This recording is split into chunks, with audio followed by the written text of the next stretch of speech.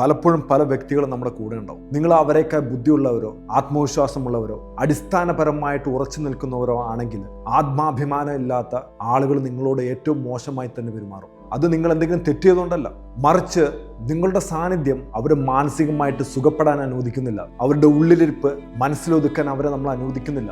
നിങ്ങളുടെ ആത്മവിശ്വാസം എന്ന് പറയുന്നത് ഈ പറയുന്ന വ്യക്തികളെ അസ്വസ്ഥരാക്കിക്കൊണ്ടിരിക്കുകയാണ്, അവരെ തകർത്ത് കളഞ്ഞുകൊണ്ടിരിക്കുകയാണ്. നിങ്ങളുടെ തെരഞ്ഞെടുപ്പുകൾ അവരെ ഭീഷണിപ്പെടുത്തിക്കൊണ്ടിരിക്കുകയാണ്. നിങ്ങളുടെ സാന്നിധ്യം എന്ന് പറയുന്നത് അവരുടെ പരിധികളെക്കുറിച്ച് അവരെ ഓർമ്മിപ്പിച്ചുകൊണ്ടിരിക്കുകയാണ്. അതിനാൽ നിങ്ങളെ ഉയർത്തുന്നതിന് പകരം, നിങ്ങളെ പുകഴ്ത്തുന്നതിന് പകരം അവർ നിങ്ങളെ താഴ്ത്താൻ ശ്രമിച്ചുകൊണ്ടിരിക്കുകയാണ്. നിങ്ങളെ സ്നേഹിക്കുന്നതിന് പകരം അവർ നിങ്ങളുമായി മത്സരിച്ചുകൊണ്ടിരിക്കുകയാണ്. അവർ നിങ്ങളെ നിയന്ത്രിക്കാൻ വേണ്ടി മാത്രം നിങ്ങളെ തടഞ്ഞു വച്ചേക്കുകയാണ്, വിമർശിക്കുകയാണ്, ചെറുതാക്കുകയാണ്, അല്ലെങ്കിൽ വൈകാരികമായിട്ട് നിങ്ങളെ താഴ്ത്തിക്കളഞ്ഞുകൊണ്ടിരിക്കുകയാണ്. അത് സ്നേഹമല്ല. മുഖം മൂടി ധരിച്ച അരക്ഷിതാവസ്ഥയാണ് ഈ പറയുന്നത്. സുരക്ഷിതരായ ഒരു വ്യക്തിയും നിങ്ങളുടെ വെളിച്ചം മങ്ങാൻ അനുവദിക്കില്ല. നിങ്ങളുടെ പ്രസൻസിനെ അംഗീകരിക്കാൻ മടി കാണിക്കത്തില്ല. അവർ നിങ്ങളുടെ നേട്ടങ്ങളിൽ ആഘോഷിക്കും. അവർ നിങ്ങളെ വിലമതിക്കും, സംരക്ഷിക്കുകയും ഇഷ്ടപ്പെടുകയും ബഹുമാനിക്കുകയും ചെയ്യും. അവരുടെ ആത്മാഭിമാനം എന്ന് പറയുന്നത് നിങ്ങളുടെ മുന്നിലെത്താനോ നിങ്ങളുടെ മുകളിലെത്താനോ അല്ല, നിങ്ങളുടെ അരികിൽ നിൽക്കുന്നതിൽ പോലും അവർക്ക് അഭിമാനമുണ്ടായിരിക്കും. നിങ്ങളുടെ അറിവ്, നിങ്ങളുടെ സ്വഭാവം, നിങ്ങളുടെ ആഗ്രഹങ്ങൾ, കാഴ്ചപ്പാടുകൾ, ആത്മവിശ്വാസം